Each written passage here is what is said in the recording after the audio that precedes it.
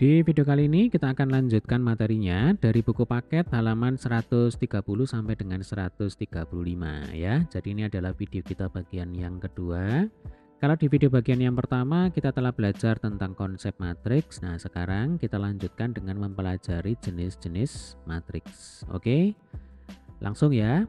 Jadi berikut ini merupakan jenis-jenis matriks yang perlu kita ketahui dan kita pahami ya. Yang pertama, matriks baris. Nah, apa yang dimaksud dengan matriks baris? Intinya matriks baris itu adalah matriks yang berordo 1 kali n. Berarti satu di sini kan menyatakan jumlah baris, ya kan? N ini menyatakan jumlah kolom atau jumlah elemen. Nah, sehingga intinya matriks baris itu pasti terdiri dari satu baris dan memuat n elemen. Gitu. Nah, ini contohnya. A ordonya 1 kali 2 ya, kemudian B ordonya 1 kali 5. Pasti di sini ada satu baris ya. Kalau 1 kali 2 ya berarti ada 2 elemen. Kalau 1 kali 5 ya berarti ada satu baris dengan 5 elemen. Gitu ya, gampang ya. Kemudian kita punya matriks kolom. Nah, matriks kolom ini kebalikan dengan matriks baris ya. Kalau pada matriks baris itu terdiri dari satu baris dengan n elemen, sementara kalau pada matriks kolom gitu ya, terdiri dari satu kolom dengan m elemen. Nah, ini kalau kita baca ya, matriks kolom adalah matriks yang berordo m kali 1. Ya, perhatikan satu di sini menyatakan jumlah kolom. Nah, matriks kolom itu terdiri dari satu kolom dan memuat m elemen. Ini contohnya ya. Matriks A ordonya 2 kali 1. Kemudian matriks B ordonya 3 kali 1. Berarti pasti hanya ada satu kolom ya Dek ya dengan sekian elemen. Kalau 2 kali 1 ya berarti ada 2 elemen. Kalau 3 kali 1 ya berarti nanti ada 3 elemen. Gitu. Pokoknya hanya ada satu kolom. Ya. Oke, kita lanjutkan dengan jenis yang ketiga. Nah, kita punya matriks persegi ya. Sebenarnya ini juga sudah pernah kita singgung sedikit ya di video kita bagian yang pertama. Intinya kalau pada matriks persegi ya, jumlah baris itu sama dengan jumlah kolom. Ini kalau kita baca ya. Matriks persegi adalah matriks yang berordo m kali n ya, dengan nilai m sama dengan n. Nah, m itu kan menyatakan jumlah baris. Ya kan? M itu menyatakan jumlah baris. Nah, kalau N itu menyatakan jumlah kolom, berarti karena M sama dengan N ya, maka jumlah baris itu akan sama dengan jumlah kolom. Nah, ini disebut sebagai matriks persegi. Ini contohnya. Yang pertama kita punya matriks A ya, ordonya 2 kali 2. Berarti ada 2 baris dan 2 kolom. Ini kalau kita hubungkan ya Dek ya dengan garis gitu ya, maka ini seolah-olah akan membentuk persegi. Demikian juga dengan matriks B ya, ordonya 3 kali 3. Jadi ada 3 baris dan 3 kolom. Ini kalau kita hubungkan ya Dek ya, maka seolah-olah akan membentuk persegi. Makanya untuk matriks A ordo 2 kali 2 dan matriks B ordo 3 kali 3 ini disebut sebagai matriks persegi. Ya, nanti ada matriks persegi, ada matriks persegi panjang ya. Habis ini kita akan bahas. Sekarang kita lanjutkan dulu ke sini. Perhatikan matriks persegi. Ordonya n kali n ya di bawah ini. Nah, di sini ada istilah diagonal samping dan diagonal utama. Apa yang dimaksud dengan diagonal samping ya? Diagonal samping itu adalah elemen-elemen yang terletak pada garis penghubung yang ini. Ya, jadi dari AN1 sampai A1N. Ini disebut sebagai diagonal samping. Oke. Kemudian kalau diagonal utama itu adalah elemen-elemen yang berada pada garis penghubung dari A11 sampai ANN. A11 itu adalah elemen baris pertama kolom pertama. Kalau ANN ya berarti elemen pada baris ke N kolom ke N ya. Ini hanya berlaku pada matriks persegi. Oke, kita lanjutkan dulu ya. Nah, di sini sudah ada keterangannya sebenarnya. Jadi dalam matriks persegi, elemen-elemen yang terletak pada garis hubung, elemen A11 dengan elemen ANN disebut dengan diagonal utama. Sedangkan elemen-elemen yang terletak pada garis hubung, elemen A1N dengan elemen AN1 disebut dengan diagonal samping ya. Kita lanjutkan dengan matriks datar dan matriks tegak. Jadi, matriks tegak itu adalah matriks yang berordo M kali N. Yang jelas M-nya di sini berbeda dengan N. Sebab kalau M sama dengan N berarti kembali ke matriks persegi ya. Nah, kemungkinan yang pertama adalah nilai M lebih dari N, yang artinya jumlah baris atau banyak baris ya, itu lebih banyak daripada banyak kolom. Kemudian kalau matriks datar itu adalah matriks yang berordo M kali N dengan nilai M ya kurang dari N, yang berarti banyak kolom itu lebih banyak daripada banyaknya baris. Nah, matriks datar dan matriks tegak biasanya juga sering disebut sebagai matriks persegi panjang ya. Jadi ada matriks persegi, kemudian ada matriks persegi panjang. Nah, berikut ini adalah contoh matriks datar dan matriks tegak ya. Yang pertama ya, ini adalah contoh matriks tegak berordo 3 kali 2 ya. Berarti ada 3 baris ya dan 2 kolom. Kemudian ini adalah contoh matriks datar, ordonya 3 kali 4. Berarti ada 3 baris dengan 4 kolom. Ya. Oke, sekarang kita lanjutkan. Nah, kita punya matriks segitiga. Apa yang dimaksud dengan matriks segitiga? Jadi matriks segitiga itu adalah matriks persegi ya Dek ya, dengan elemen-elemen matriks yang berada di bawah diagonal utama atau di atas diagonal utama semuanya bernilai 0 ya. Ingat, ini adalah diagonal utama. Ya, ini hanya berlaku untuk matriks persegi ya Dek ya. Ini diagonal utama. Nah, matriks segitiga itu ada 2 macam, yaitu ada matriks segitiga atas dan matriks segitiga bawah. Ya, perhatikan. Untuk matriks segitiga atas ya, itu adalah matriks yang elemen-elemen di bawah ya, diagonal utama semuanya bernilai 0. Jadi, ini adalah diagonal utama, kemudian ini adalah elemen-elemen yang berada di bawah diagonal utama. Lah, ini nilainya harus 0. Maka ini disebut sebagai matriks segitiga atas ya. Jadi kebalikan, ini atas, ini bawah. Kemudian kalau matriks segitiga bawah ya Dek ya, itu adalah matriks yang elemen-elemen di atas diagonal utama semuanya bernilai 0 ya. Jadi sekali lagi, ini adalah diagonal utama, kemudian ini adalah matriks segitiga bawah. Nah, karena elemen-elemen di atas diagonal utama semuanya di sini bernilai sama dengan 0. Oke, jadi intinya di sini tinggal dibolak-balik aja ya. Jadi ada matriks segitiga bawah, kemudian ada matriks segitiga atas ya. Kita lanjutkan. Sekarang kita ke matriks diagonal. Nah, perhatikan matriks persegi berikut ini. Ya, kita punya matriks A, ordonya 2 kali 2 dan matriks B ordonya 3 kali 3. Matriks persegi di atas semua elemennya bernilai 0 kecuali, nah ada pengecualian ya, elemen-elemen yang terletak pada diagonal utama. Jadi kalau kita lihat diagonal utama ya, di sini elemen-elemennya tidak sama dengan 0 ya. Nah, selain elemen-elemen yang berada pada diagonal utama itu nilainya sama dengan 0. Nah, matriks semacam ini disebut sebagai matriks diagonal gitu ya. Kemudian yang ketujuh ya, kita punya matriks identitas. Jadi kalau kita bicara matriks identitas itu berarti analoginya sama dengan bilangan 1. Ya, coba kita baca dulu. Marilah perhatikan matriks diagonal berikut ini. Ya, kita punya matriks I identitas ya, ordonya 2 kali 2 dan ini ordonya 3 kali 3. Kalau adik perhatikan ya Dek ya, pada diagonal utamanya ini seluruh elemen-elemennya ya merupakan bilangan 1 atau angka 1 ya. Ini 1, ini 1, ini 1, ini 1, ini 1. Nah, matriks diagonal dengan elemen-elemen pada diagonal utamanya itu bernilai 1 disebut dengan matriks identitas ya. Jadi kalau kita bicara tentang matriks identitas, ini kalau kita hubungkan dengan perkalian bilangan real ya. Bilangan berapapun kalau dikalikan dengan 1 maka nilainya akan sama dengan bilangan itu sendiri ya. 5 kali 1 ya 5, min 8 kali 1 ya min 8 ya kan. Nah, sementara matriks identitas ya, kalau kita kalikan dengan matriks apapun maka nanti hasilnya itu juga merupakan matriks itu sendiri. Nah, itu adalah karakter dari matriks identitas. Jadi mirip dengan angka 1 ya kalau kita bicara bilangan real gitu. Oke, kita lanjutkan dengan jenis yang ke-8. Nah, kita punya matriks 0 ya. Ini saya pikir gampang ini ya. Perhatikan matriks berikut ini. Kita punya matriks O ya, ordonya 2 kali 2, seluruh elemennya 0. Kemudian di sini kita punya matriks baris ya kan.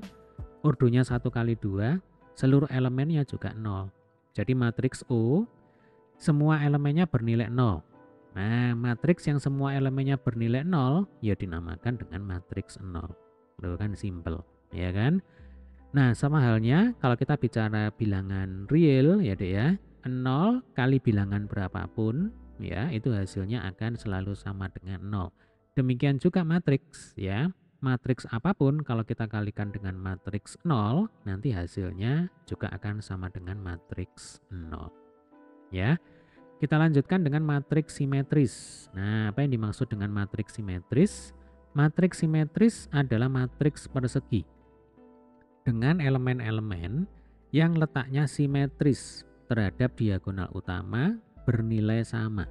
Dengan kata lain, elemen AIJ sama dengan elemen AJI ya, tentunya dengan I tidak sama dengan J. Ya.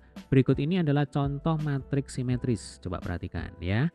Jadi intinya begini, kalau kita bicara matriks simetris ya, bayangkan saja pada diagonal utama ini ada sebuah cermin datar ya, ini ada cermin datar di sini. Nah kemudian yang di sini ya, yang di bawahnya diagonal utama ini adalah bendanya. Nah contoh ini 3 itu bendanya, maka bayangannya nanti di sini. Ini bendanya, ini bayangannya, ya kan? Ini cerminnya. Nah, jadi ini cerminnya. Ya, bisa bayangkan ya. Nah, ini cerminnya. Kemudian 3 di sini itu adalah bendanya. Nah, 3 yang di sini itu adalah bayangannya. Oke. 5 yang di sini adalah bendanya, kemudian 5 yang di sini itu adalah bayangannya. Demikian juga yang ini ya, saya pakai warna lain aja. Nah, 1 dan 4. Nah, ini adalah bendanya ya. 4 dan 1 ini adalah bayangannya. Lalu ini 7 bendanya, 7 yang di sini bayangannya. 1 yang di sini bendanya, 1 yang di sini adalah bayangannya. Nah, inilah yang disebut sebagai matriks simetris ya. Jadi analoginya sama seperti pencerminan. Pencerminan pada cermin datar gitu ya. Nah, kenapa kok di sini syaratnya adalah I tidak sama dengan J? Jadi kan elemen AIJ itu sama dengan elemen AJI ya. Kita kembali aja dulu ke sini ya supaya paham. Contoh 3 yang di sini itu kan berarti A21 ya kan? Jadi elemen pada baris kedua kolom pertama. Lah 3 yang di sini itu adalah A12. Itu kan dibalik. A21 di sini A12. Kalau pada matriks simetris berlaku A21 sama dengan A12 dan seterusnya. 5 itu adalah A31 yang di sini. Nah, 5 yang di sini itu adalah A13. Jadi A31 sama dengan A13. Nah, dan seterusnya. Lah kenapa kok I tidak boleh sama dengan J? Sebab kalau I sama dengan J, ya Dek ya, itu adalah elemen-elemen yang terletak pada diagonal utama. Ini A11, A22, A33 dan A44 gitu ya. Makanya di sini ketentuannya adalah I tidak sama dengan J. Ya, baris tidak sama dengan nomor baris tidak sama dengan nomor kolom gitu ya. Paham ya? Oke, sekarang kita lanjutkan matriks transpos. Nah, untuk memahami matriks transpos, kita perhatikan permasalahan berikut ini. Kedisiplinan kehadiran dari peserta didik merupakan hal terpenting untuk kesuksesan kegiatan belajar mengajar. Oke, berikut ini adalah data rekap absensi kehadiran peserta didik setiap kelas di suatu SMA ya. Nah, ada tabel ini ya, tabel 3.5. Di sini ada keterangan izin sakit tanpa keterangan, kemudian ini adalah kelasnya. Nah, data tersebut dicetak pada kertas secara landscape. Ya, ada landscape, nanti ada portrait gitu ya. Oke, kita lanjutkan dulu. Nah, jika data tersebut disajikan atau direpresentasikan ke dalam matriks, maka akan diperoleh matriks berikut ini ya. Nah ini 5 3 2 1 0 3 1 1 3. Nah, kita tulis di sini ya. Ini sama seperti di video bagian yang pertama. Jadi bagaimana cara kita menyajikan data yang semula dalam bentuk tabel itu kita ubah dalam bentuk matriks seperti ini ya. Oke, di sini kita punya matriks D, ordonya 3 kali 9, berarti ada 3 baris dan 9 kolom. Nah, untuk keperluan laporan ya, maka kepala sekolah SMA Makmur ya menghendaki data tersebut dicetak dalam kertas secara portrait. Ya, agar tampilannya rapi, maka matriks D ordo 3 kali 9 sekarang berubah menjadi matriks D ya, ordo 9 kali 3 sebagai berikut. Jadi yang semula baris ya, itu menjadi kolom. Ini kan baris pertama. Nah, sekarang menjadi kolom pertama. Ya. Ini 5 3 2 1 0 3 1 1 3. Ini baris pertama. Sekarang kolom pertama menjadi 5 3 2 1 0 3 1 1 3. Loh kan sama ya. Kemudian ini adalah baris kedua, sekarang menjadi kolom kedua. Ini adalah baris ketiga ya, sekarang menjadi kolom ketiga. Nah, coba kita lanjutkan dulu. Dari permasalahan tersebut dapat kita peroleh bahwa matriks D ordonya 9 kali 3 itu merupakan transpos ya dari matriks D yang ordonya 3 kali 9. Nah, matriks transpos itu adalah matriks baru yang diperoleh dengan cara menukar elemen-elemen pada baris menjadi kolom dan sebaliknya. Ya, elemen-elemen pada kolom ya diubah menjadi baris gitu. Matriks transpos D dinotasikan dengan D ya, di sini bukan pangkat ya. D kemudian di sini ada T, ini maksudnya D transpos. Boleh pakai T kapital atau T kecil ya. Oke, di sini ada contoh ya matriks transpos. Jika C ya ini matriks kolom gitu ya. C sama dengan ini 2 3 merupakan matriks kolom, maka transpos matriks C adalah matriks baris ya. C transpos sama dengan 2 3. Ini matriks kolom, ini menjadi matriks baris. Kemudian jika D ya kita punya matriks persegi, maka transpos matriks D adalah D transpos seperti ini ya, yang juga merupakan matriks persegi.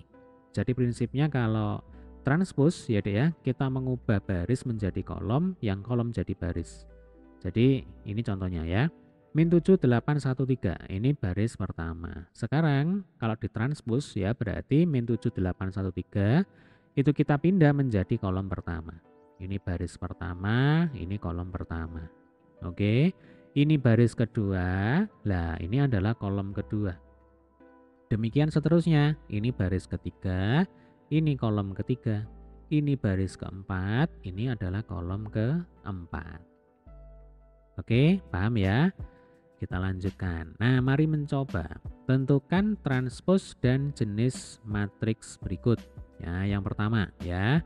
Untuk matriks A kita tentukan dulu jenisnya ya. Ini disebut sebagai matriks baris. Ya kan? Kemudian matriks B ini disebut sebagai matriks persegi panjang ya. Atau kita sebut sebagai matriks tegak. Nah, kemudian yang C ini disebut sebagai matriks persegi ya. Selanjutnya kita akan cari transposnya. Jadi A transpos itu akan sama dengan ya ubah yang semula baris menjadi kolom. Karena di sini hanya ada satu baris, maka nanti matriks transposnya akan menjadi satu kolom saja, yaitu 1 3 negatif 5 ya. Jadi ini matriks baris sekarang berubah menjadi matriks kolom. Oke. Kemudian yang B ya, kita akan cari transposnya, berarti B transpos itu sama dengan ya, ubahlah baris menjadi kolom. Jadi 9 min 1 ini sekarang menjadi kolom yang pertama. Kemudian 30 ini menjadi kolom yang kedua ya. 15 ini menjadi kolom yang ketiga. Nah, yang semula matriks tegak sekarang menjadi matriks datar. Ya kan?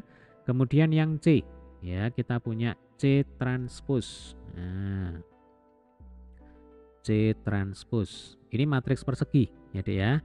Maka otomatis nanti C transpose itu juga merupakan matriks persegi, ya. Jadi baris pertama 2 3 1 kita ubah, kita letakkan pada kolom pertama 2 3 1. Kemudian 1 6 min 2 ya, baris kedua kita letakkan pada kolom kedua 1 6 negatif 2. Kemudian 4 5 negatif 7 ya, kita letakkan pada kolom ketiga 4 5 min 7. Nah, ini juga merupakan matriks persegi. Ya, sampai sini bisa dipahami ya. Nanti jika ada kesulitan boleh ya tulis di kolom komentar. Oke, kita lanjutkan. Mari mengkomunikasikan. Padi merupakan salah satu tanaman pangan yang memegang peran penting bagi perekonomian di Indonesia. Oke, nanti ini boleh dibaca sendiri. Intinya itu ada di data pada tabel 3.6 ya. Data luas lahan tanaman padi dalam hektar yang gagal panen menurut penyebabnya ya. Di sini ada nama-nama kabupaten, ya ada Pacitan, Ponorogo dan seterusnya. Kemudian ini adalah penyebabnya. Ada yang kekeringan, banjir, kemudian hama. Nah, ini tabelnya sudah saya copy di sini ya. Kemudian soal yang A, pilihlah data dari tabel 3.6 agar dapat membentuk matriks segitiga berurdu 3 kali 3 ya. Di sini tidak ditentukan matriks segitiga atas atau matriks segitiga bawah ya, berarti kita bebas-bebas saja ya.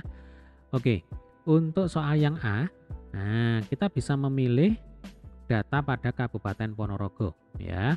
27 991 321. Nah, jadilah baris yang pertama ya. Kemudian pada baris yang kedua ya kita bisa memilih data pada Kabupaten Blitar. Nah, ini. Ya, 0 101 kemudian 0. Nah, kita letakkan di sini. Ya.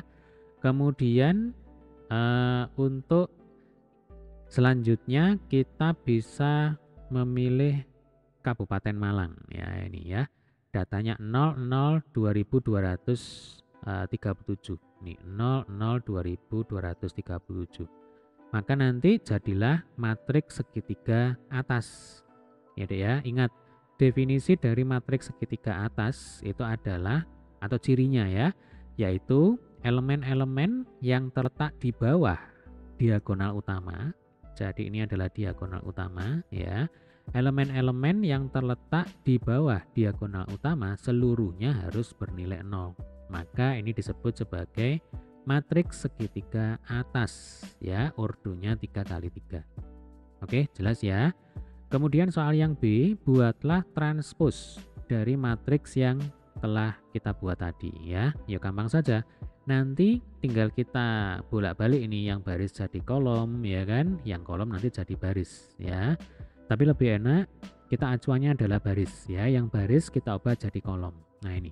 Jadi baris pertama 27 991 321 kita jadikan kolom pertama. Kemudian baris kedua ya 0 101 0 ya, kita ubah sekarang jadi kolom kedua.